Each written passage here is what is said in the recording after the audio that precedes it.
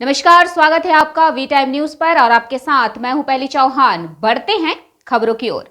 राज्य भर के विभिन्न पुलिस स्टेशनों के आईसी को नबन्ना से अलग अलग पुलिस स्टेशनों में ट्रांसफर किया गया है। उन्हीं में से एक Farakka police station IC Lilotpal Mishra का नाम है, जिनका भी ट्रांसफर कर दिया गया था, लेकिन अब उनके स्थानांतरण आदेश को रद्द कर दिया गया है। उनके फरक्का आने के बाद रेल कॉलोनी में नाबालिग से सामूहिक दुष्कर्म कर हत्या कर दी गई थी। 62 दिनों में 4 सीटों पर एक को फांसी और दूसरे को जीवन दान मिला। नतीजा यह हुआ कि जनता के आशीर्वाद और जनता के प्यार से नीलोत्पल मिश्रा का तबादला कर दिया गया और राज्य सरकार ने उन्हें यथावत रखा।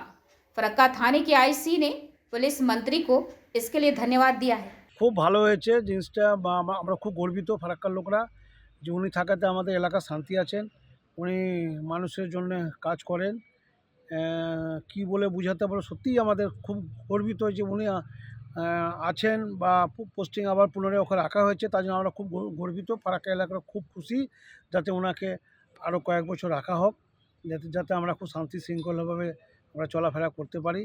উনি যখন যেভাবে যখন ওনাকে ট্রান্সফার করি তখন কেমন লাগছিল আপনার? আমাদের মানে মনটা খুবই ভেঙে ভেঙে পড়েছিল, খুবই আফসোস করছিলাম এরকম ভালো মানুষকে ট্রান্সফার করে দিল।